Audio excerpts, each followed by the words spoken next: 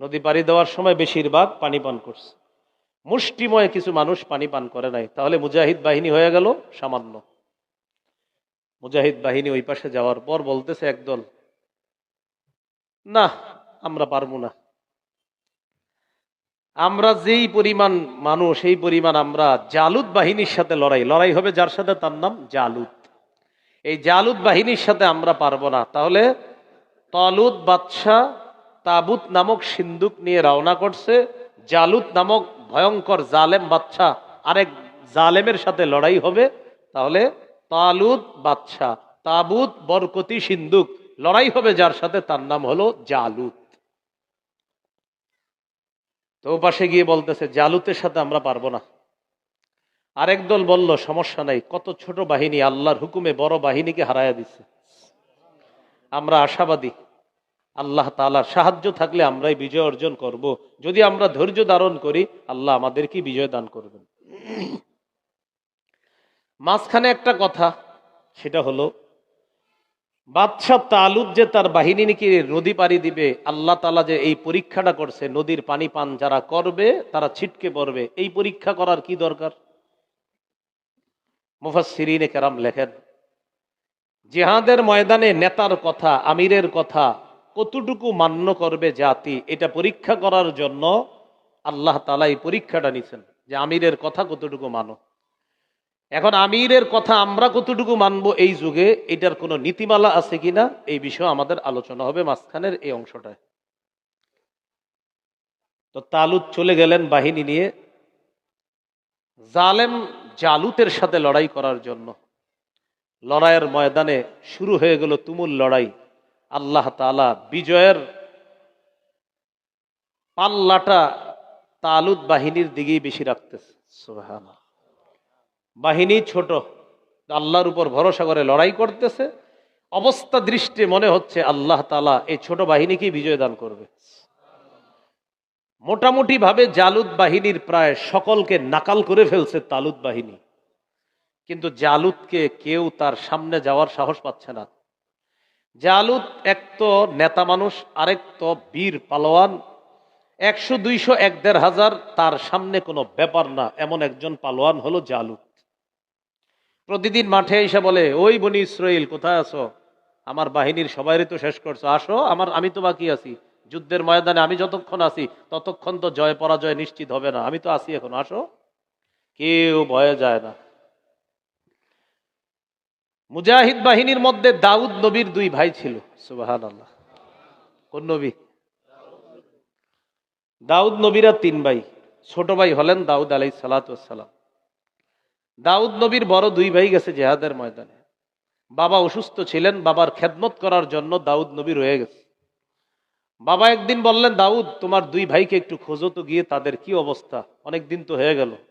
দাউদ নবী তার 2 ভাইকে খুঁজতে খুঁজতে জিহাদের ময়দানে গেছে। যাওয়ার পর দেখে মুসলমানদের হালাত খুবই ভালো, তবে এখনো জয় পরাজয়ের মীমাংসাটার জন্য একজন ব্যক্তি বাকি আছে, তার নাম জালুত। জালুতের সাথে নামার জন্য কেউ সাহস করে না। দাউদ নবী উঠতি বয়সী একজন যুবক, নবুয়ত পাননি তখনও, মাত্র উঠতি বয়সী যুবক। দাউদ আলাইহিস সালাম ছোট্ট মানুষ, বাদশাহ তালুতের সামনে গিয়ে বলে, ঘটনা কি? আমি আমার 2 ভাই খুঁজতে আসছি। কি হলো, আপনারা এখনো যান না কেন? তাদের বাহিনীর তো কেউ নাই। হ্যাঁ একজন আছে এখনো। কে? জালুত। কি হয়েছে, ওকে কি কেউ শেষ করার নাই? না, তার সাথে পারার মতো কেউ নাই। দাউদ নবী বললেন, অনুমতি দিলে আমি একটু যাই।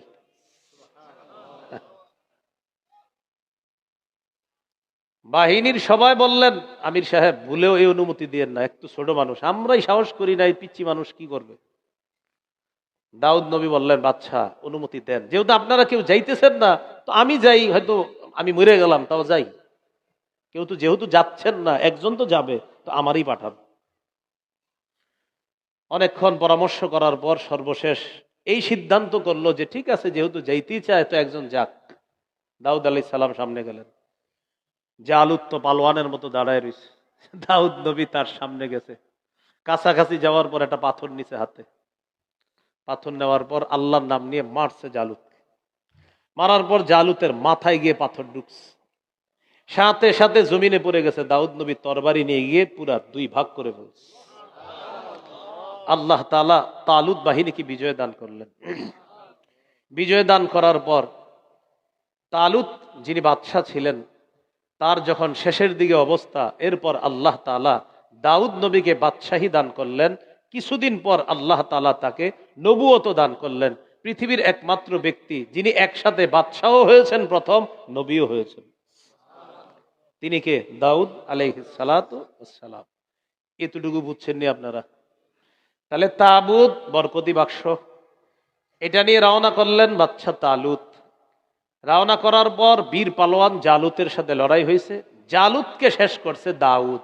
তাবুত, তালুত, জালুত, দাউদ। মনে আছে না? প্রথমে বলছে। তো এবার চলি, আলোচনা শুরু করি। দেখেন আল্লাহ তাআলা সূরা বাকারার 246 নম্বর আয়াতে বলেন, আলাম তারা ইলাল মালাই মিন বানি ইসরাঈলা মিন বা'দি মূসা। নবী, আপনি কি ওই সমস্ত নেতাদেরকে দেখেন নাই, ওই বাহিনীকে দেখেন নাই?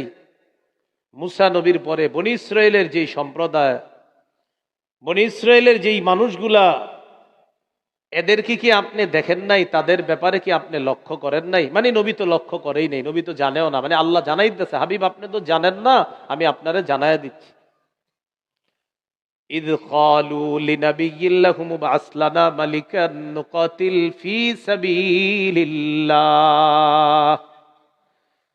যখন তারা তাদের নবীকে বললেন, ও নবী, আপনি আমাদের জন্য একজন বাদশা নিযুক্ত করে দেন, যেই বাদশার পতাকা তলে আমরা লড়াই করব।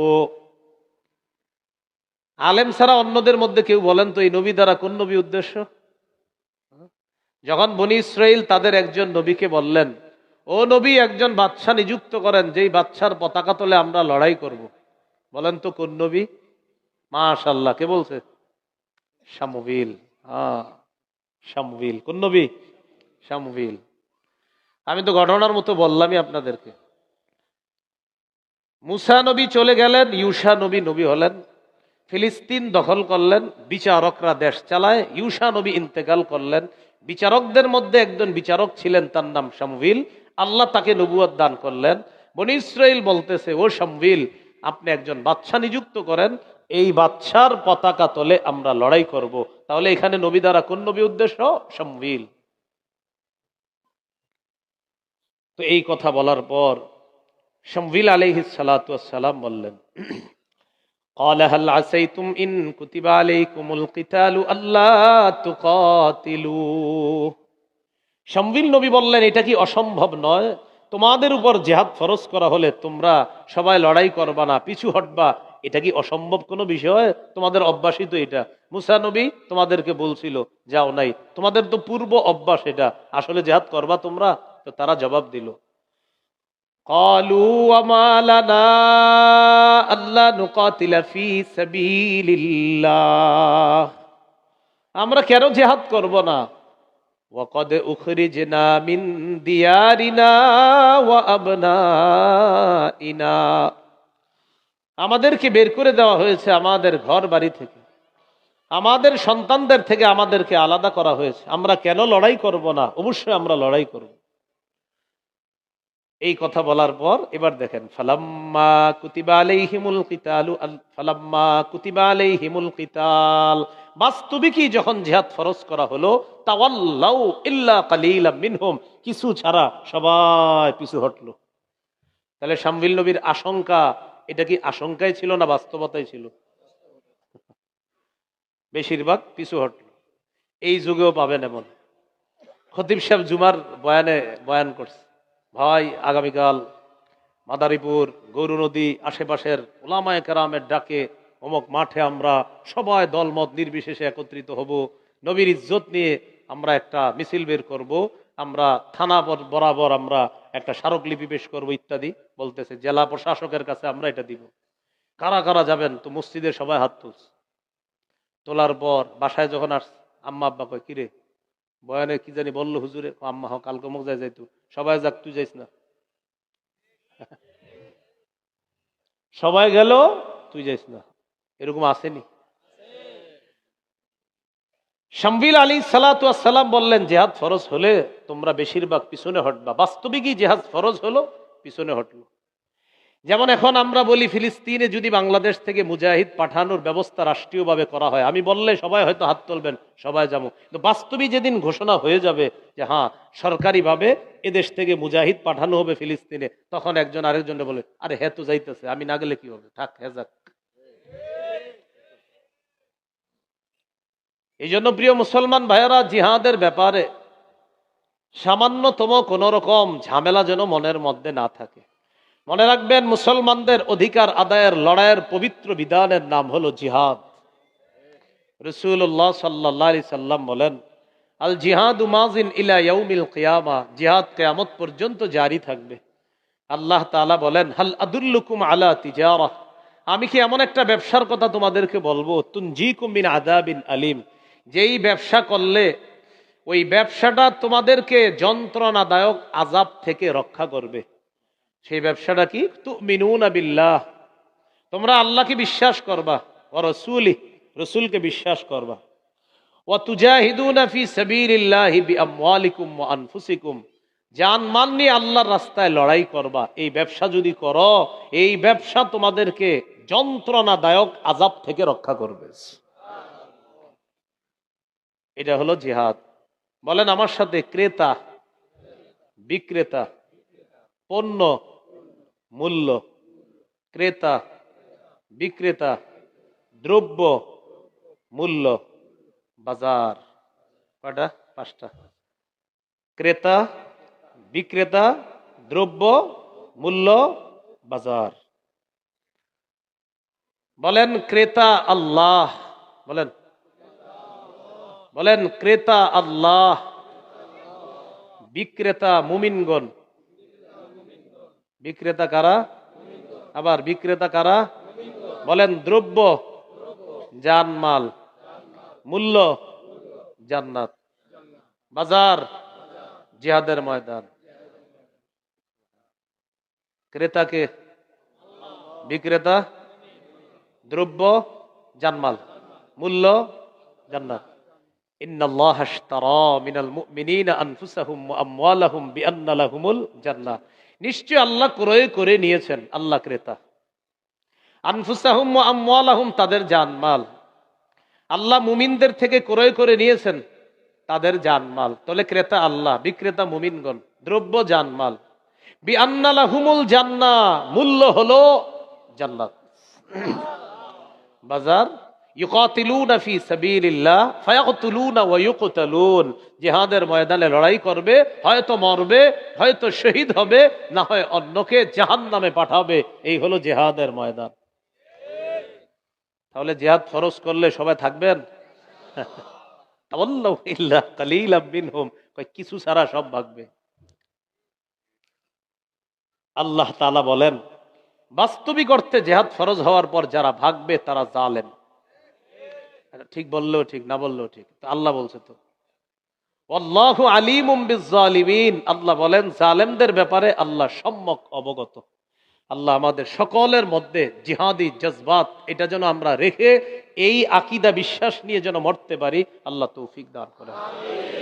রাসূলুল্লাহ সাল্লাল্লাহু আলাইহি সাল্লাম বলেন, মান মাতা ওয়া লাম ইউজাহিদ ফি সাবিলিল্লাহ, কেউ যদি এমন অবস্থায় মারা যায় যে সে জিহাদ করে নাই, আও লাম ইউহাদ্দিস ফি নাফসি, অথবা জিহাদের সংকল্প করে নাই, মাতা আলা শু'বাতিন মিনান নিফাক, সে মুনাফিকি মৃত্যুবরণ করবে। বলি নাউযুবিল্লাহ।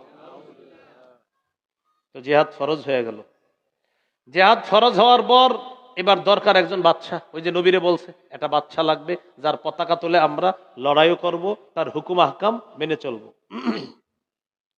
শামিল নবী বললেন, وقال لهم نبيهم إن الله قد بعث لكم طالوت ملكا, তাদের নবী তাদেরকে বললেন, আল্লাহ তাআলা তোমাদের জন্য তালুতকে বাদশা হিসেবে নিযুক্ত করেছেন। বনি ইসরাইল জবাব দেয়, ক্বালু আন্না ইয়াকুনু লাহুল মুলকু আলাইনা ওয়া নাহনু আহাক্কু বিল মুলকি মিনহু ওয়া লাম ইউতা সাআতাম মিনাল মাল, সে আমগো বাদশা হয় কিভাবে? সে কিভাবে আমাদের উপর রাজত্ব করবে? আমরাই রাজত্বের বেশি যোগ্যতা রাখি। আরে তাকে তো কোনো সম্পদ দেওয়া হয় নাই, সে তো প্রাচুর্যের সম্পদের প্রাচুর্যও পায় নাই, সে কিভাবে বাদশা হয়? তাহলে বনী ইসরাইলের দাবি বাদশা হইতে হলে টাকা লাগে। ঠিক বর্তমান জামানার কিছু মানুষ মনে করে নেতা হওয়া মানে তার টাকা পয়সা থাকা লাগবে। এটা আমাদের অনেকের আকীদা বিশ্বাস হয়ে গেছে। এই জন্যই যে আপনারা থাকেন অপেক্ষায় এক কাপ চা 500 টাকার কাছে ইমান বিক্রি করে দিচ্ছে, পরে হেরাও ঢালে। তো ঢালার পরে এটা হেরা তুলতে হবে না, ফাও ফাও ঢালছে, এরপরে আপনাদেরকে দেয় বাস। এখনো বুঝার চেষ্টা করেন, আল্লাহ বুঝার তৌফিক দান করেন।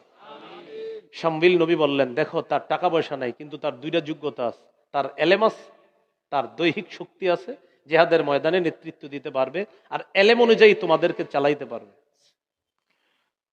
قال إن الله اصطفاه عليكم وزاده بسطة في العلم والجسم। আল্লাহ তাআলা তোমাদের উপর তাকে নির্বাচন করেছেন, জাদা তাকে অধিক দিয়েছেন আল্লাহ, বাসতাতান ফিল ইলম এলেমেও আল্লাহ তাকে প্রচুর দিয়েছেন, ওয়াল জিসম আল্লাহ তাকে দৈহিক শক্তিতেও প্রচুর দান করেছেন। এখান থেকে কি শিখলাম? আমরা আগামী নেতা যারে বানাবেন, কোরআন হাদিসের বিদ্যা যেন তার মাঝে থাকে এমন একজনের নেতা বানায়েন, অন্তত গরিবের ন্যায্য অধিকারটা ফিরে পাবেন। কারণ যার মাঝে কোরআন হাদিস থাকবে তিনি আল্লাহকে ভয় করবে। তিনি কাকে ভয় করবে? এজন্য আজকে থেকে নামাজ পড়ে 3টা দোয়া করবেন। কয়টা বলেন? আল্লাহ কিয়ামতের আগে আর যেন বাংলাদেশের কোন প্রধান কোন নারী না হয়। কে না হয়? এবার সবাই জোরে বলেন, কেন? বলেন আরো জোরে।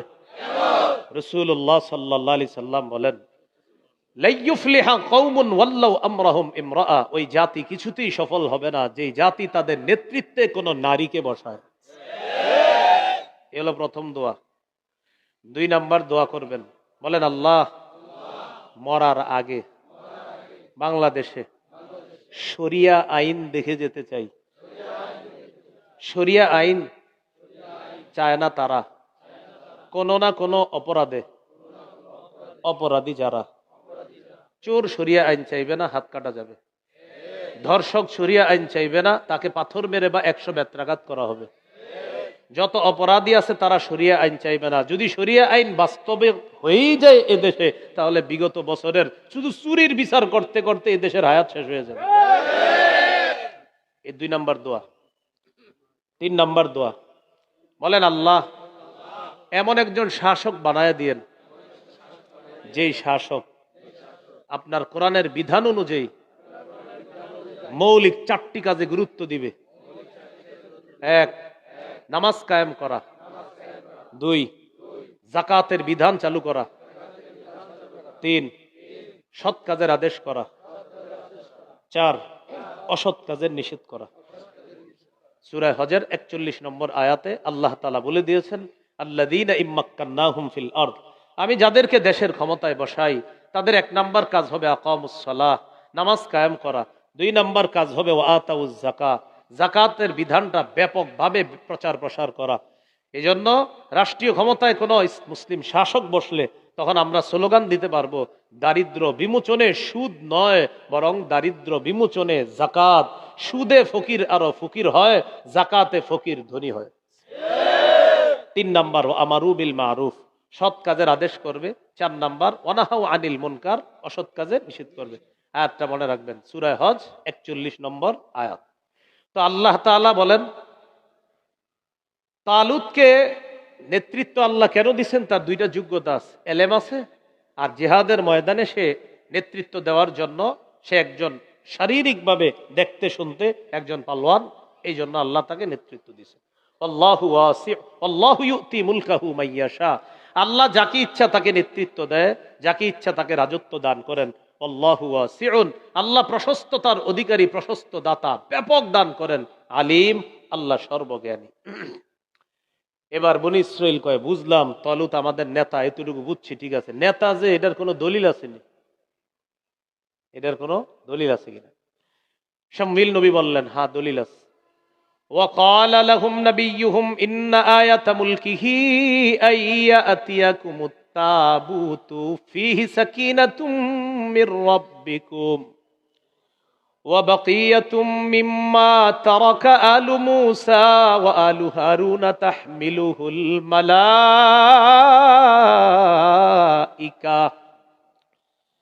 তার বাদশাহীর দলিল হলো তোমাদের কাছে তোমাদের হারিয়ে যাওয়া সেই সিন্দুক তাবুত ফিরত আসবে। এই তাবুতের মধ্যে আল্লাহর পক্ষ থেকে সাকিনা আছে, প্রশান্তি আছে, বরকত আছে। ওয়াবাকিয়াতুম মিম্মা তারাকা আলু মূসা, মূসা নবীর বংশের যে স্মৃতি আছে ওই স্মৃতিগুলো এটার মধ্যে আছে। হারুন নবীর রেখে যাওয়া স্মৃতি আছে। শোনো, এই বাক্স আজদুদি সম্প্রদায় নামে একটা সম্প্রদায়, ওই যে পত্তলিকরা হামলা চালায়া সিন্দুকটা নিয়ে গেছে, তাদের সাথে একটা দল ছিল নাম আসদুদি। এই আসদুদি সম্প্রদায় সিন্দুকটা ছিনতাই করে লুকায়া রাখছিল। ফেরেশতারা সেখান থেকে এটা উঠায়া বনি ইসরায়েলের সামনে এসে ফেলে দিচ্ছে।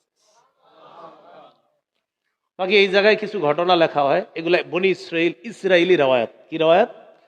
এগুলা তাওরাতেও আছে, কিছু কিছু ঘটনা এইসব জায়গায় তাওরাতে। তো আমি মনে করি এইসব ঘটনা আপনারা কান না দেওয়া। দেখবেন কিছু মন্দিরের কথা আছে, এগুলা তাফসিরের কিতাবে অনেকে লিখেছেন, বাকি সবগুলা ইসরায়েলি রওয়ায়াত। এরপরে আল্লাহ বলেন, ইন্না ফি যালিকা লাআয়াতাল লাকুম ইন কুনতুম মুমিনিন, তোমরা যদি মুমিন হও এতে তোমাদের জন্য নিদর্শন রয়েছে। গুরুত্বপূর্ণ একটা কথা আসছে। তাহলে তাবুত, বরকতি বাক্স ফিরে পাইল, বাদশাও পাইল। বাদশার নাম কি? তালুত। বাদশার নাম কি? বাক্সের নাম তাবুত, বাক্সের নাম তাবুত। বলেন কি? আর বাদশার নাম তালুত, তালুত। হ্যাঁ, আর বাদশার নাম হলো তালুত, বাক্সটার নাম হলো তাবুত, সিন্দুক। মানে সিন্দুক বললেও ঠিক আছে, কিন্তু ওইভাবে একটু বললে সুন্দর লাগে আর কি। তালুত বাদশা, আর সিন্দুক, তো সিন্দুক রে সিন্দুক না বইলা বলবেন তাবুত, তাহলে মনে থাকবে। রওনা করছে বাক্স, বরকতি বাক্স, বনি ইসরাইল রওনা করছে বাদশা তালুত তাদেরকে নিয়ে। ফালাম্মা ফাসালা তালুত বিল জুনুদি ক্বালা ইন্নাল্লাহা মুবতালিকুম বিনাহার। তালুত যখন সেনাবাহিনী নিয়ে রওনা করলেন, করার সময় বললেন, ইন্নাল্লাহা মুবতালিকুম বিনাহার, আল্লাহ তাআলা তোমাদেরকে নদী দিয়ে পরীক্ষা করবে। ফামান শারিবা মিনহু ফালাইসা মিন্নি, যারা নদী পাড়ি দেওয়ার সময় নদীর পানি পান করবে, ফালাইসা মিন্নি, সে আমার দলভুক্ত নয়। ওয়া মান লাম ইয়াতআমহু ফাইন্নাহু মিন্নি ইল্লা মান ইগতারাফা গুরফাতাম বিয়াদি। আর যারা নদীর পানি আস্বাদন করবে না, তবে এক আজলা পরিমাণ যদি পানি এসে যায় সেটা সমস্যা না, কিন্তু ডকডক করে যারা পানি পান করবে না, নবী বলেন ফাইন্নাহু মিন্নি, সে আমার দলভুক্ত হয়ে যাবে। ইল্লা মানে তারফা গুরফাতাম বিয়াদি, তবে হাতের মধ্যে যদি সামান্য পানি এক আজলা পরিমাণ এসে যায় এটা সমস্যা না। এবার দেখেন কি বলে, ফাশারিবু মিনহু ইল্লা কালিলাম মিনহুম, কিছু ছাড়া সবাই পানি পান করছে, কিছু ছাড়া সেনাবাহিনীর সবাই পানি পান করছে। এখন কথা হলো, আল্লাহ তাআলা এই পরীক্ষা কেন করলেন? আগেই বলছি আমি, আমিরের হুকুম কতটুকু মানে, এই জন্য এই পরীক্ষা করছে। সূরা নিসার 59 নম্বর আয়াতে আল্লাহ বলেন, ইয়া আইয়ুহাল্লাযীনা আমানু আতিউল্লাহ ওয়া আতিউর রাসূলা ওয়া উলিল আমরি মিনকুম, হে ঈমানদারগণ, আল্লাহর আনুগত্য করো, নবীর আনুগত্য করো, দায়িত্বশীলদের আনুগত্য করো। ইতাআত বা আনুগত্য তিন প্রকার। কত হলো এই জায়গায়? ইতাআত বা আনুগত্য কয় প্রকার হলো? এক নাম্বার আল্লাহর ইতাআত করা, দুই নাম্বার রাসূলের ইতাআত করা, তিন নাম্বার দায়িত্বশীলের ইতাআত করা। আল্লাহর ইতাআত নিঃশর্তভাবে করতে হবে, দুই নাম্বার রাসূলের ইতাআত করতে হবে আল্লাহর হুকুম অনুযায়ী নিঃশর্তভাবে, তিন নাম্বার দায়িত্বশীলের ইতাআত নিঃশর্তভাবে করা যাবে না। আমি আবার বলছি, বলেন আল্লাহর আনুগত্য কোনো শর্ত লাগবে না, নবীর আনুগত্য আল্লাহর হুকুমে নিঃশর্তভাবে করব। তিন নাম্বার দায়িত্বশীলের আনুগত্য করতে হলে শর্ত লাগবে। কি লাগবে বলেন তো? এবার আমি বলি, মন দিয়ে শোনেন। দায়িত্বশীল যিনি হবেন তিনি আমির হবেন, তিনি নেতৃত্ব দিবেন। এই আমিরের আনুগত্য করতে হলে মৌলিক তিনটা নীতিমালা মনে রাখবো। কয়টা বলেন? এক, আমির সাহেবের কথা বলেন ততক্ষণ মানব যতক্ষণ তিনি নাফরমানির কথা না বলবে। 2, আমির সাহেবের কথা আমরা মানব যদি তিনি আমানতদার হয়, যদি তিনি দিনদার হয়, যদি তার মাঝে আল্লাহ ভীরু থাকে। হ্যাঁ, আল্লাহ ভীরুতা থাকে, তার কথা আমরা মানব। 2 নাম্বার নীতিমালা। 1 নাম্বার, নাফরমানির কথা বলবে না। 2 নাম্বার, তিনি আমানতদার হবে, দেখতে কালো হোক খাটো হোক সমস্যা নাই। 3 নাম্বার, বলেন আমিরের অন্ধ অনুকরণ করা যাবে না। কয়টা নীতিমালা? 3টা। প্রথম নীতিমালা, নাফরমানির কথা না বললে তার কথা মানা যাবে। এক্ষেত্রে 2টি দৃষ্টান্ত দিই। প্রথম দৃষ্টান্তটা মন দিয়ে শুনবেন, দ্বিতীয়টা বেশি মন দিয়ে শুনবেন, দ্বিতীয়টা গল্পের মতো করে মুখস্থ রাখবেন। প্রথম দৃষ্টান্ত সহিহ বুখারীর 7144 নম্বর হাদিস। এই হাদিসের মধ্যে আছে, قال رسول الله صلى الله عليه وسلم السمع والطاعة على المرء المسلم فيما أحب وكره। ভাই এখন বসেন না, শেষ হয়ে যাবে বয়ান, এখন দরকার নেই। সবাই আপনার দিকে তাকাবে, কষ্ট নিয়েন না, মানে আপনার দিকে তাকাবে। গুরুত্বপূর্ণ একটা কথা, কারণ এই কথার উপরে পুরো দেশ উলট পালট হয়ে যাইতেছে। এই জন্য এই জায়গাটা বুঝাইতে হবে জনগণের। কিছু মনে করেন না, আজকের জন্য, কালকে করেন ইনশাল্লাহ। একটু শুনে এই জায়গাটা শুনতে হবে মন দিয়ে, আপনারা অন্যদিকে তাকায়েন না। সহিহ বুখারীর 7144 নম্বর হাদিস। এই হাদিসের মধ্যে রাসূল সাল্লাল্লাহু আলাইহি সাল্লাম বলেন, আস-সামউ ওয়াত তাআতু আলাল মারইল মুসলিমি ফীমা আহাব্বা ওয়া কারিহা মা লাম ইউমার বিমাসিয়া।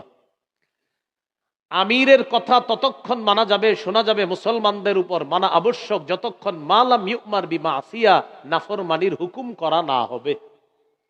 ফাইদা উমিরা বিমাসিয়া, যদি নাফরমানির হুকুম করা হয়, ফালা সামআ, আমিরের কথা শোনাও যাবে না, ওয়ালা তাআতা, ইতাআত করা যাবে না। কি করা যাবে না? যদি নাফরমানির কিছু বলা হয়, তার কথা শোনাও যাবে না, আবার ইতাআত করা যাবে না, মানাও যাবে না। এটা গেল প্রথম দৃষ্টান্ত। 2 নম্বর দৃষ্টান্ত, এটা আপনারা মুখস্থ রাখতে হবে, কারণ আমি তো বছরে একদিন আসলাম। এটা আপনারা আগামীকাল আরো 10 জনরে বলতে হবে। দ্বিতীয়টা বলবেন ইনশাল্লাহ। বলেন সহিহ বুখারী 4340 4340 নম্বর হাদিস। কোন কিতাব? বুখারী। কোরআনের পরে সবচেয়ে বিশুদ্ধ কিতাব বুখারী। এই বুখারীর 4340 নম্বর হাদিস। আলী ইবনে আবি তালেব রাদিয়াল্লাহু তাআলা আনহুর বর্ণনা। আমি প্রথমে হাদিসটি আপনাদেরকে সুন্দরভাবে সাধারণ বাংলায় বলি, এরপর পুরো হাদিসটাই বলবো আমি। আলী রাদিয়াল্লাহু তাআলা আনহু বলেন, রাসূল সাল্লাল্লাহু আলাইহি ওয়াসাল্লাম একটি সেনাবাহিনীকে প্রেরণ করলেন জিহাদে। একজন আনসারী সাহাবীকে সেনাপতি নিযুক্ত করে দিলেন।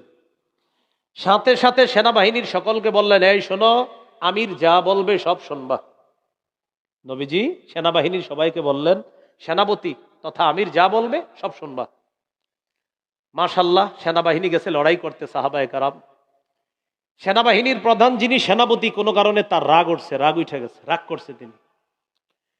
রাগ উঠার পর তিনি সেনাবাহিনীকে বললেন, নবী কি তোমাদেরকে বলে নাই আমার কথা শোনার জন্য? সবাইকে বলতেছে। তো সবাই বলতেছে, হ্যাঁ নবীজি বলছে আমরা যেন সবাই আপনার কথা শুনি। তখন সেনাবাহিনীর প্রধান আমির সাহেব বললেন, তাহলে তোমরা এক কাজ করো, আমার কথা মানার চেষ্টা করো, তোমরা লাকড়ি সংগ্রহ করো। সবাই লাকড়ি জমা করলেন। লাকড়ি জমা করার পর আমির সাহেব বললেন, এবার লাকড়িতে আগুন জ্বালাও। লাকড়িতে আগুন ধরাইয়া দিস। আগুন ধরানোর পর আমির সাহেব বললেন, এবার সবাই তোমরা আগুনে ঝাঁপ দাও। এটা কোনো কল্প কাহিনী নয়। সহিহ বুখারী 4340 4340 নম্বর হাদিস। মোট হাদিস সংখ্যা হবে 7563। মোবাইলে কারো অ্যাপস থাকলে এখনই মিলান। রাসূলুল্লাহ সাল্লাল্লাহু আলাইহি সাল্লাম কি বললেন? যে আমির সাহেব যা বলবে তা শুনবা। আমির সাহেব বললেন, লাকড়ি সংগ্রহ করো, আগুন লাগায় দাও। আগুন জ্বালাইছে সুন্দর। আগুন জ্বালানোর পর এবার আমির সাহেব বললেন, সবাই আগুনে ঝাঁপ দাও। মজার ব্যাপার কি, সবাই রেডি হয়েছে আগুনে ঝাঁপ দিতে, রেডি হয়ে গেছে আগুনে ঝাঁপ দিবে। যখন আগুনে ঝাঁপ দেওয়ার জন্য রেডি হয়েছে, তখন একজন আরেকজন এইভাবে এভাবে ধরে করে, এই আসলে ঝাঁপ দিমু? একজন আরেকজন, আসলে ঝাঁপ দিমু? একজন আরেকজনকে বলে, কয় কেন? আরে আগুন থেকে বাঁচার জন্য মুসলমান হয়ে নবীর কাছে আসলাম, জাহান্নামের আগুন থেকে বাঁচার জন্য ইসলাম গ্রহণ করলাম, নবীর কাছে আসলাম। সেই নবী আমাদেরকে বলছে আমির মানতে, কিন্তু এর মানে নবী আমাদেরকে আগুনে ঝাঁপ দেওয়ার হুকুম মানতেও বলবে, এটা আমাদের বিশ্বাস হচ্ছে না। এটা একজন আরেকজনে বলতেছে। তো এই বলা বলি করতে করতে করতে করতে আগুন নিভে গেছে। আগুনে ঝাঁপ দিব কি দিব না, দিব কি দিব না, এরকম করতে করতে আগুন নিভে গেছে। ইতিমধ্যে আমির সাহেবের রাগও ঠান্ডা হয়ে গেছে। আমির সাহেবের রাগও ঠান্ডা, শুধু হজরত জিড্ডা গত 9 বছরে ঠান্ডা হইল না। কি ঠিক, মানে ওই আমির সাহেব আর কি, ওনার রাগ ঠান্ডা হয়ে গেছে। তো রাগ ঠান্ডা হয়ে যাওয়ার পর এই ঘটনা নবীর কাছে গেছে। হুজুর, এমন এমন একটা ঘটনা কিন্তু ঘটে গেছিল আমাদের। কি? আমাদেরকে আমির সাহেব বলেছেন আগুন জ্বালানোর জন্য লাকড়ি সংগ্রহ করে, বাস্তবিক অর্থে আগুন লাগিয়ে দিয়েছিলাম। আগুন লাগানোর পর তখন আমির সাহেব আমাদেরকে বললেন আমরা যেন আগুনে ঝাঁপ দেই। নবীজি বললেন তারপর? আমরা ঝাঁপ দেই নাই, আমরা এই এই চিন্তা করে ঝাঁপ দেই নাই যে আপনি তো কখনো এরকম কথা মানতে বলবেন না। নবী বলেন ঠিক কাজ করছো, যদি আগুনে ঝাঁপ দিতা কিয়ামত পর্যন্ত আগুন থেকে বের হতে পারত না। শেষে নবী বললেন আমি তোমাদেরকে হুকুম মানতে বলছি, আর মানে এই না নাফরমানির কোনো কথা বললেও মানবা না। নাফরমানির কথা মানা যাবে না, এই কথাটা কি আমার না নবীজির? আলেম ওলামারা বারবার বুঝাইতেছে আপনার এই সমস্যা, তা আপনি কেন বুঝতেছেন না? এবার হাদিসটা শুনেন। আন আলী ইবনে আবি তালিব রাদিয়াল্লাহু তাআলা আন বাসান নবী সাল্লাল্লাহু আলাইহি সাল্লাম সারিয়া, রাসূল সাল্লাল্লাহু আলাইহি সাল্লাম একটা সেনাবাহিনী প্রেরণ করলেন। ওয়াস্তামাল আলাইহিম রাজুলাম মিনাল আনসার, এক আনসারীকে সেনাপতি নিযুক্ত করে দিলেন। ও আমারহুম আইয়ুতিউহু, আর বললেন সবাই যেন তার কথা মানে। ফাগাদিবা, আমির সাহেবের রাগ উঠছে। রাগ ওঠার পর আমির সাহেব বললেন আলাইসা ক্বাদ আমারাকুম রাসূলুল্লাহ সাল্লাল্লাহু আলাইহি সাল্লাম আন তুতিউনি, নবী কি বলে নাই আমাকে মানার জন্য? সবাই বললেন হ্যাঁ। তখন আমির সাহেব বললেন ইজমাউলি হাতবা, কাঠ সংগ্রহ করে লাকড়ি সংগ্রহ করে নিয়ে আসো।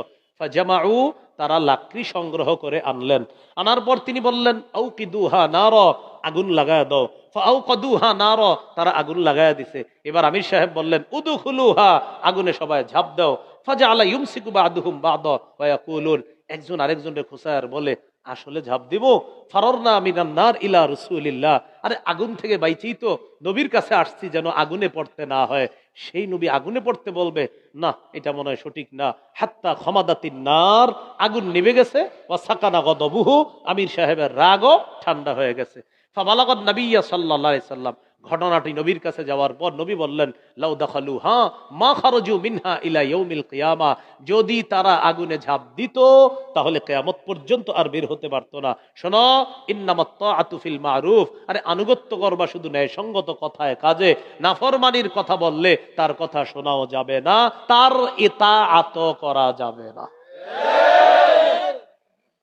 এই কথাটা গল্পের মতো আরো 10 জনকে বুঝাইতে পারবেন না? তাহলে এটা কি আসলে কি গল্প না এটা হাদিস? এই জন্য বলছি গল্পের মতো বললে যাতে অন্যের প্রথমে গল্পের মতো বলবেন, বইলা বলবেন ভাইয়া এটা কিন্তু কোনো কল্প কাহিনী না, এটা সত্য কাহিনী। বলবে কোথায় আছে? বলবেন সহিহ বুখারী 4340 4340 নম্বর হাদিস। 2 নাম্বার নীতিমালা, আমির সাহেব যেমনই হোক দেখতে, তিনি যদি আমানতদার হয়, তিনি যদি কোরআনের কথাগুলো সঠিকভাবে বলে, হাদিসের কথা সঠিকভাবে বলে, তার কথা মানতে হবে। তিনি কোরআনের ব্যাখ্যা করতে যদি বলে আল্লাহর হাতে হেদায়েত নাই, এটা শোনা যাবে না। যদি বলে মুসা নবী ইউসুফ নবী এই এই জায়গায় ঠিক করে নাই, উনি ঠিক করছে, এই জাতীয় কথা যদি বলে, এগুলা শোনা যাবে না, মানা যাবে না। সহিহ মুসলিমের বর্ণনা 1838 নম্বর হাদিস। মোট হাদিস সংখ্যা হবে 3033টা মাদ্রাসার পাঠ্যপুস্তক অনুসারে। রাসূলুল্লাহ সাল্লাল্লাহু আলাইহি সাল্লাম বলেন ওয়ালাউ ইসতুমিলা আলাইকুম আবদুন আসওয়াদ, তোমাদেরকে যদি কোনো আমির, এমন আমির হয় যে দেখতে কালো হয়, ইয়াকুদুকুম বিকিতাবিল্লাহ, যে তোমাদের মাঝে আল্লাহর কিতাব আর রাসূলের সুন্নাহ অনুযায়ী বিচার করে ফয়সালা করে, ফাসমাউলা, তার কথা শোনো, ফাতিউ, তার কথা তোমরা মেনে নাও। 3 নাম্বার নীতিমালা, অন্ধ অনুকরণ করা যাবে না। বলেন কি করা যাবে না? 7 নাম্বার পারা 4 নাম্বার পৃষ্ঠা সূরা মাইদা 104 নম্বর আয়াত। আল্লাহ তাআলা বলেন ওয়াইযা কিলা লাহুম তাআলাউ ইলা মা আনজালাল্লাহু ওয়া ইলার রাসূলি ক্বালু হাসবুনা মা ওয়াজাদনা আলাইহি আবাআনা আওয়ালাউ কানা আবাউহুম লা ইয়ালামুনা শাইআন ওয়া লা ইয়াহতাদুন। কিছু মানুষ আছে তাদেরকে যখন বলা হয় আল্লাহর কোরআনের দিকে আসো, রাসূলের সুন্নাহর দিকে আসো, তখন তারা বলে এগুলো আমাদের দরকার নাই, আমাদের জন্য এটাই যথেষ্ট, বাপ দাদাদেরকে যেটার উপর পাইছি এটাই আমরা করব, এটাই যথেষ্ট। আল্লাহ বলেন আওয়ালাউ কানা আবাউহুম লা ইয়ালামুনা শাইআন ওয়া লা ইয়াহতাদুন, তাদের বাপদাদারা যদি না জানে, হেদায়েত না পায়, তাও কি তাদেরকে মানবে? এখান থেকে বোঝা যায় বাপদাদাদের যদি এলেম থাকে, হেদায়েত থাকে, সেই বাপদাদা মানা যাবে। আবার বাপদাদার যদি এলেম থাকে, সেই বাপদাদা আপনি মানবেন, কিন্তু এলেম নাই, হেদায়েত নাই, সেই বাপদাদা মানা যাবে না। এটা কেন বললাম? অনেকে আবার আমাদেরকে বলে, হুজুর আপনারা তো আকাবিরদের প্রচুর কথা বলেন। আমাদের আকাবির যারা ছিলেন তারা এক একজন বিদ্যার মহাসাগর ছিলেন। কি ছিলেন? মহাসাগরে। ওই সাগর ব্যাপারে জানলে আমার সাথে কখনো আলাদা পার্সোনাল যোগাযোগ করবেন, কারণ আপনার মাথা ওই ধারণ ক্ষমতা নাই। তাদের ব্যাপারে যখন বলবো, নেওয়ার মতোই ধারণ ক্ষমতা আপনার এখনো হয়নি। এই জন্য মনে রাখতে হবে, আল্লাহ তাআলা বলছেন এলেম না থাকলে অনুসরণ করবা, হেদায়েত না থাকলে অনুসরণ করবা। এখান থেকে বোঝা যায় যদি এলেম থাকে অনুসরণ করা যাবে, হেদায়েত থাকলে অনুসরণ করা যাবে। বলবেন আপনারা আকাবিরদের কথা কেন বলেন? আমি জবাব দেব, আমাদের আকাবিররা এলেমওয়ালা ছিলেন। আমার উস্তাদ আবু জাফর আল কাসিমি, উনি এলেমওয়ালা মানুষ। ওনার উস্তাদ আনজার শাহ কাশ্মীরি, উনি এলেমের সাগর। ওনার উস্তাদ হুসাইন আহমদ মাদানী, তিনি এলেমের আরেক মহাসাগর। তার উস্তাদ মাহমুদুল হাসান দেওবন্দি, তিনি এলেমের আরেক মহাসাগর। তার উস্তাদ কাসেম নানুতুবি, তার উস্তাদ শাহ আব্দুল গনি মুজাদ্দিদি, তার উস্তাদ শাহ আব্দুল আজিজ দেহলবি, তার উস্তাদ শাহ ওলিউল্লাহ মুহাদ্দিসে দেহলবি, যিনি হাদিসের কিতাব মক্কা থেকে কাঁধে করে করে এই ভারত উপমহাদেশে নিয়ে আসছে। তারাই হলো আমাদের আকাবির। এলেম আসেনি, এই জন্য এদেরকে মানি। এই জন্য বদ হজম করবেন না আমার ওয়াজের, যে হুজুর বললেন তো বাপদাদা মানা যাবে না। আল্লাহ বলে দিছে কোন বাপদাদা? যেই বাপদাদার এলেম নাই, যেই বাপদাদার হেদায়েত নাই, তাদেরকে মানা যাবে না। হ্যাঁ, এমন লোক আছেন আপনারা যারা আন্দাজি এমন এমন মানুষের অনুসরণ করেন যে পুরা দুনিয়া একমত, তার হেদায়েতও ছিল না, এলেমে ছিল না, কিন্তু আপনি হেরে মানেন। যেমন আমাদের সমাজে এমন লোক পাবেন যে নামাজ পড়ে না। কি পড়ে না? বলবেন ভাই নামাজ পড়েন না কেন? বলবে এটাই তো বুঝবা না। আপনার বলবে কেন? মসজিদে সবার সামনে কি নামাজ পড়বো? মানুষ দেখে ফেলবে। আচ্ছা, ঘরে পড়েননি? ঘরে বিবি আছে না, মা বাবা আছে, এরা দেখে ফেলবে। তাহলে পড়েন কখন? হ্যাঁ, এটাই তো বুঝবা না। যখন এরকম কথা কেউ বলে তখন বলবেন আমি বুঝছি। যদি কয় কি বুঝছেন, তখন বলবেন এটাই বুঝছি, তুমি ভণ্ড, আর তোমার এইগুলা যে শিখাইছে সেও ভণ্ড, আর তার যত অনুসারী আছে সব ভণ্ড। এরকম মাথাটা লড়াইবে, দেখবেন। বলবেন ভাই নামাজ পড়েন না কেন? দেখবেন চা খায়, পায়ের উপরে পাটা ঝুলায়, আর এরকম করে, মানে বুঝায় উনি অনেক কিছু বুঝতেছে, এই জন্য উনি নামাজ পড়ে না। এরা হলো কি জানেন? বাৎসরিক কিছু জায়গায় যায়। কোথায় যায়? হ্যাঁ, বাৎসরিক কিছু জায়গায় গিয়ে কি এক বিদ্যা নিয়ে আসে। এই বিদ্যা আনার পরে এখন আর মসজিদে যায় না, এখন আপনার কোথাও নামাজ পড়েন আর মাথাটা খালি এইভাবে লড়ায়, বুঝবা না। আপনি বলবেন বুঝে ফেলছি। বুঝতে বললে কি? আপনি ভণ্ড, যে শিখাইছে ওটাও ভণ্ড, আর যত অনুসারী আছে কোন দলিল ছাড়া সব ভণ্ড। সোজা হিসাব। মাথা লড়ায় কি বুঝায়? হ্যাঁ, তাহলে আমিরের আনুগত্য করার কয় নীতিমালা? এক নাম্বার, নাফরমানির কথা না বলা পর্যন্ত তার কথা মানা যাবে। এক্ষেত্রে দুটি দলিল দিয়েছিলাম, দ্বিতীয় দলিলটা সবাই মুখস্থ রাখবেন গল্পের মতো, আর 10 জনকে বুঝাবেন। আল্লাহ তৌফিক দান করেন। আল্লাহ তাআলা পরীক্ষাটা কেন নিছে? আমিরকে সবাই মানে কিনা, এই জন্য পরীক্ষা নিছে। আমির সাহেব বললেন পানি যারা পান করবা তারা আমার দলভুক্ত নয়, যারা করবা না তারা মুজাহিদের দলভুক্ত হবা। নদী পাড়ি দিয়ে চলে গেছে। فلما جاوزه هو والذين آمنوا معه قالوا لا طاقة لنا اليوم بجالوت وجنوده। তালুত এবং তার সেনাবাহিনী নদী পাড়ি দেওয়ার পর তারা বলতে লাগলেন লা তাকাতা লানা আল-ইয়াওমা বিজালুত ওয়া জুনুদি। জালুত আর তার বাহিনীর সাথে আজকে আমাদের কোনো শক্তি নাই। ছোট বাহিনী, কয় শক্তি নাই। قال الذين يظنون أنهم ملاقو الله। যারা আল্লাহর সাথে সাক্ষাৎ করবে এই বিশ্বাস যাদের আছে তারা বললেন কাম মিন ফিআতিন কলিলাতিন গলাবাত ফিআতান কাসীরাতাম বিইذনিল্লাহ।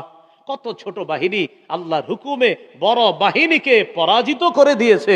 আমরা আশাবাদী আল্লাহর সাহায্য যদি থাকে, ধৈর্যের সাথে যদি এই মাঠে থাকতে পারি, আল্লাহ আমাদেরকে বিজয় দান করবেন। বদরের যুদ্ধে 313 জন নিয়ে নবীজি গেলেন। আগের দিন রাতের বেলা, জিহাদ যেদিন শুরু হবে আগের দিন রাতের বেলা কানতে কানতে, বুখারীতে আছে আপনার, হাত উঠাইতে এইভাবে উঠেছে, চাদরটা পরে যাইতেছে। আবু বকর সিদ্দিক পিছন দিয়ে এসে ধরছে, আল্লাহরে বলতেছে আল্লাহ এই যে আমার সাহাবীরা ঘুমাইতেছে, আল্লাহ কালকে লড়াই শুরু হবে, আল্লাহ এরা যদি শেষ হয়ে যায়, লা তু'বাদ ফিল আরদ, জমিনে আপনার ইবাদত করার মতো আর কেউ থাকবে না আল্লাহ, আমার এই ছোট্ট বাহিনী আল্লাহ।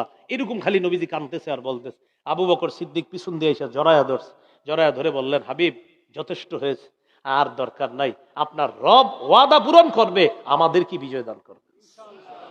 সাহস দিলেন। ঠিকই আল্লাহ তাআলা হাজারো সশস্ত্র বাহিনীর সাথে নিরস্ত্র 313 জনকে আল্লাহ বিজয় দান করলেন। এক সাহাবী বদর যুদ্ধের পরে নবীজির কাছে আসলেন, আসার পর বললেন, হুজুর আমার সামনে একটা শত্রু, এই শত্রু খালি মাইর খাইতেছে, ঠাস ঠুস আওয়াজ হয়, কিন্তু মারেকে দেখি না। এটাও বুখারীতে আসছে, আপনার ওলামায়ে হযরত আশা করি পেয়েছেন। তো বলতেছে, হুজুর মারেকে দেখি না, খালি আওয়াজ হয়। নবীজি বললেন, আচ্ছা আর কি দেখছো? হুজুর আওয়াজ হইতে হইতে মাইর খাইতে খাইতে দেখি তার বাহনের থেকে পুড়ে গেছে, মারা গেছে। মারছে কে দেখো নাই? হুজুর মারছে কে দেখি নাই, খালি বুঝলাম চাবুকের মাইর চলতেছে করা, এটা বুঝছি। নবীজি বললেন, ফেরেশতা ছিল এটা। কাম মিন ফিআতিন কালিলাতিন গলাবাত ফিআতান কাসীরাতাম বিইজনিল্লাহ। আমরা কেন মুসলমান, দেখেন 90% মুসলমান যে দেশে, এই দেশে আমরা বুক ফুলায় বলতে পারি না যে আমাদের দেশে কোরআন সুন্নাহ অনুযায়ী দেশ চলে। এটা যদি কেউ শোনে লজ্জা পাবে। 90% মুসলমান, তুমগো দেশ কি দিয়ে চলে, কোরআনের কোন কোন বিধানগুলা তুমগো দেশে নাই বলবে। মানে হেরদের কথা হলো আছে তো সবই, নাই কোনটা সেটা বলো। কিন্তু আমরা তো লজ্জায় বলতে পারবো না, ভাইয়া আমাদের দেশে এটাই সবচেয়ে অভাব। আল্লাহ বুঝার তৌফিক দান করেন। এরপরে তারা নেমে গেছে। আল্লাহুম্মা আস-সাবিরিন বলতেছে, ধৈর্যশীলদের সাথে আল্লাহ, জিহাদের ময়দানে ধৈর্যের এটা খুব দরকার। এরপরে আল্লাহ বলেন, ওয়ালাম্মা বারাজু লিজালুতা ওয়া জুনুদিহি ক্বালু রাব্বানা আফরিগ আলাইনা সাবরা। জালুত বাহিনীর সাথে লড়াই শুরু হয়ে গেছে। লড়াই শুরু হওয়ার পর মুজাহিদ বাহিনী দোয়া করতে লাগলেন, আফরিগ আলাইনা সাবরা, আল্লাহ আমাদেরকে সবর ঢেলে দেন, ধৈর্য ঢেলে দেন। ওয়াসাব্বিত আকদামানা, আমাদের পাগুলা মজবুত রাখেন আল্লাহ, আমরা যেন পালায়া পিছনে না যাই। ওয়ানসুরনা আলাল কওমিল কাফিরিন, কাফের বাহিনীর বিরুদ্ধে আমাদেরকে আপনি সাহায্য করেন, এই দোয়া করতেছিলেন। এরপরে আল্লাহ বলেন, ফাহাজামুহুম বিইজনিল্লাহ, তালুত বাহিনী জালুত বাহিনীকে আল্লাহর হুকুমে পরাজিত করে দিয়েছে। রয়ে গেল একজন, তার নাম হলো জালুত, তারে এখনো কেউ শেষ করতে পারতেছে না। দাউদ নবী আইসি দুই ভাইরে খুঁজতে, মনে আসেনি? খুঁজতে আসার পর দেখে কে তারে কেউ শেষ করতে পারে নাই। বাদশাহ দালুতকে গিয়ে বললেন, আমাকে আপনি একটু অনুমতি দেন, আমি যাই। তখন তিনি আইসা পাথর নিয়ে তাকে মারছে। মারার পর সে পড়ে গেছে, তরবারি দিয়ে তাকে আলাদা করে দিছে। এটা আল্লাহ বললেন, ওয়াকাতালা দাউদু জালুতা, দাউদ নবী জালুতকে হত্যা করেছে। ওয়াকাতালা দাউদু জালুতা, দাউদ নবী জালুতকে হত্যা করেছে। ওয়াআতাহুল্লাহুল মুলকা ওয়াল হিকমাতা ওয়াআল্লামাহু মিম্মা ইয়াশা, দাউদকে আল্লাহ রাজত্ব দিলেন, হিকমত দিলেন, আর আল্লাহ যা ইচ্ছা তাকে তা শিক্ষা দান করলেন।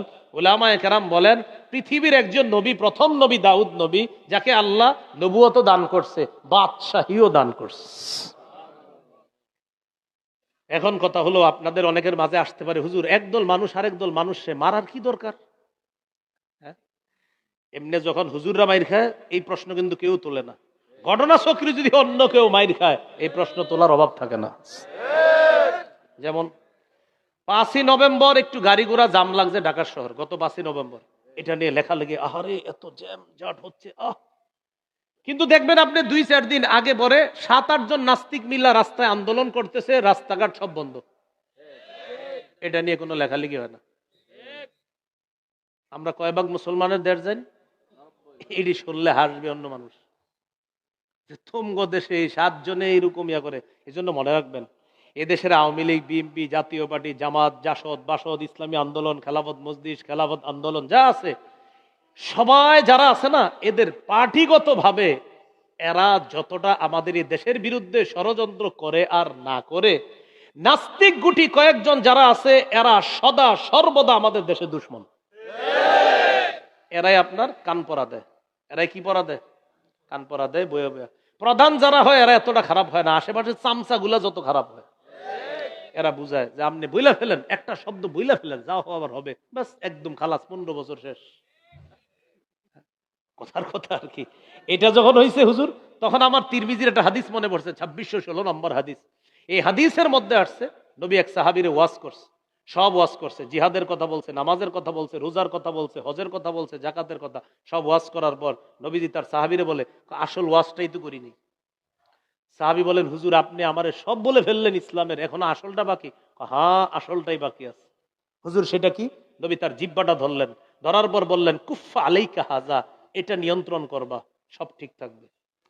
সাহাবী বললেন, হুজুর এটার কারণে আল্লাহ ধরবে? নবীজি বললেন, এটার কারণে বেশিরভাগ মানুষকে আল্লাহ মাথাটা উপরে, মাথাটা নিচে, পাগুলা উপরে দিয়ে জাহান্নামে হেঁচড়াইতে হেঁচড়াইতে ফেলাবে। আমার তখন বুঝে আসছে যে জিব্বা যে মানুষকে জাহান্নামে নিবে, আরে জিব্বা 16 বছর খতম করে দিচ্ছে। তাহলে জিব্বার কত অ্যাকশন, এটা তো দুনিয়াতে দেখলাম আমি, সত্যি ওই দিনই আমার এই হাদিস মনে উঠছে। তাহলে জিব্বা যে জাহান্নামে নিবে, এটা আপনি দুনিয়াতে হাজারো প্রমাণ দেখবেন যে জিব্বা মানুষকে কতটা বিপদে ফেলাইতে পারে। আল্লাহ আমাদেরকে বুঝার তৌফিক দান করে। এখন এই যে প্রশ্ন, হুজুর একদল আরেক দলকে মারে কেন? আল্লাহ জবাব দিয়ে দিচ্ছে, ওয়ালাউলা দাফউল্লাহিন নাস বা'দাহুম বিবা'দিল লাফাসাদাতিল আরদ। একদল মানুষ দ্বারা আরেক দল মানুষ যদি আল্লাহ প্রতিহত না করতেন, তাহলে দুনিয়াটা নষ্ট হয়ে যেত। ভালো মানুষের মাধ্যমে খারাপ মানুষগুলার যদি আল্লাহ সাইজ না করতেন, দুনিয়া নষ্ট হয়ে যেত। তাহলে খারাপ মানুষগুলা দুনিয়াটারে শেষ করে ফেলতো। এই জন্য ভালো মানুষ দিয়ে খারাপদেরকে ধরাশয়ী করে আল্লাহ। কেন? এই খারাপ মানুষগুলা এত বেশি বেড়ে যাবে, তাই আমি আল্লাহ মুজাহিদদের মাধ্যমে ওই খারাপগুলারে পাকড়াও করে তাদেরকে শেষ করি। কেন?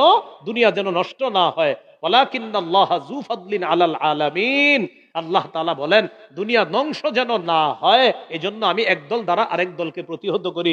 যদি না করতাম তাহলে পৃথিবীটা নষ্ট হয়ে যেত।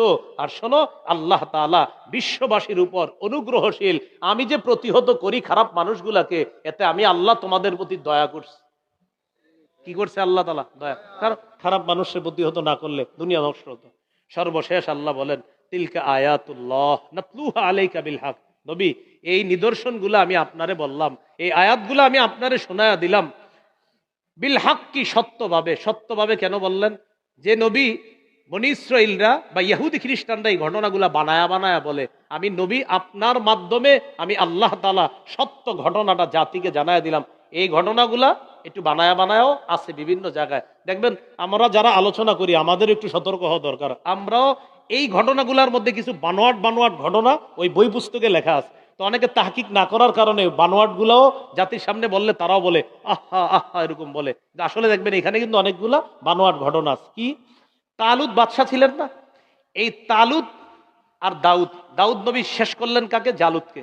তো দাউদ নবীর উপরে নাকি হিংসা করছে তালুত, নাউজুবিল্লাহ বলেন। এটা তাও আপনার ওই ইহুদিরা তাদের বাইবেলের মধ্যে, খ্রিস্টানরা বাইবেলে লেখছে, অথচ এই কথাগুলা সঠিক না। কিন্তু আমাদের অনেককে দেখা যায় এটা বলে ফেলতে, যে তালুত ঈর্ষা পরায়ণ হয়ে তখন দাউদকে সহ্য করতে পারে। নাউজুবিল্লাহ। তালুত ভালো মানুষ ছিলেন, দাউদ নবী আল্লাহর নবী ছিলেন, কোনো সন্দেহ নাই। এই জন্য ঘটনার এই জায়গা যখন বলা হয় যে তালুত ঈর্ষা করছে, দাউদ নবীর হিংসা করছে, নাউজুবিল্লাহ, এগুলা সত্য ঘটনা না। আল্লাহ বলতেছেন, হাবিব আপনার মাধ্যমে সত্য ঘটনাটা আমি জানায়া দিছি। আমি নবীর একজন ওয়ারিস হিসাবে আমার নবীর কথাগুলা আপনাদেরকে জানায়া দিলাম। এরপরে আল্লাহ বলেন, ওয়া ইন্নাকা লামিনাল মুরসালিন, আপনি রসুলদের একজন, আপনি রসুলদের একজন, নিশ্চয়ই আপনি রসুলদের একজন। আর রসুল হওয়ার কারণেই সত্য ঘটনাগুলা আপনি জাতিকে জানায়া যেন দিতে পারেন, আমি আল্লাহ কোরআনে বিষয়গুলা আলোচনা করলাম। আল্লাহ তাআলা আমাদের সকলকে আজকের আলোচনা থেকে যে কয়েকটা মূল মূল কথা, সেটা হলো, একটু মন দিয়ে শোনেন। এক নম্বর কথা হলো, কিছু বরকতি জিনিস আমাদের কাছে থাকলে এটা সহজে যেন আমরা হাতছাড়া না করি। সিন্দুক, বনী ইসরাইলের সিন্দুকটা, এটা হাতছাড়া হয়ে গিয়েছিল, আল্লাহ আবার ফেরত দিয়েছে। দুই নাম্বার, জিহাদ কখনো যদি ফরজ হয় আর আমাদের দেশের বিজ্ঞ মুফতি সাহেবরা যদি জিহাদের ফতুয়া দেয়, তখন আমাদের মানসিকতা থাকবে ইনশাআল্লাহ আমরা সবাই জিহাদে যাব। তিন নাম্বার, কোন মানুষকে যখন নেতৃত্ব দেয় আমরা দেখব তার মাঝে আল্লাহর ভয় আছে কিনা, তিনি আল্লাহওয়ালা কিনা, তার টাকা পয়সা আছে কিনা এটা দেখবো না, দেখবো তার এলেম কালাম আছে কিনা, তিনি আল্লাহওয়ালা কিনা, তিনি নেতৃত্বের যোগ্যতা রাখে কিনা, এটা আমরা দেখব। চার নাম্বার, আরেকটা বিষয় দেখলাম, মাঝে মাঝে আল্লাহ বান্দাকে পরীক্ষা করে, এই পরীক্ষায় যেন আমরা উত্তীর্ণ হতে পারি, ওই যে নদীর পরীক্ষা, পানি যারা পান করবে। পাঁচ নাম্বার, ধৈর্য, জিহাদের ময়দানে ধৈর্যের প্রয়োজন। সর্বশেষ হলো ইতাআত, আনুগত্য করা। এক্ষেত্রে আমি বলেছিলাম আল্লাহকে নিঃশর্ত আনুগত্য করা, 2 নাম্বার আল্লাহর হুকুমে নবীকে নিঃশর্ত আনুগত্য করা। 3 নাম্বার দায়িত্বশীলকে নিঃশর্ত আনুগত্য করা যাবে না। এখানে কয়টা নীতিমালা বলছিলাম? 3টা। এর মধ্যে একটা নাফরমানির কথা না বললে তার কথা শোনা যাবে। এখানে কয়টা দৃষ্টান্ত দিয়েছিলাম? 2টা। সহিহ বুখারী 7144 আর একটা সহিহ বুখারী 4340। এটা গল্পের মতো মনে রাখতে বলেছিলাম। আর এই ঘটনাগুলো কোরআনে যেভাবে আসছে ওলামা হযরত সহ আমরা এতটুকুই বলার চেষ্টা করব। সর্বোচ্চ তাফসীর ইবনে কাসিরে বিশুদ্ধ সনদে যে কথাগুলো আছে এতটুকু বলার চেষ্টা করব। এর চেয়ে বাড়িয়ে কিছু কথা আছে যে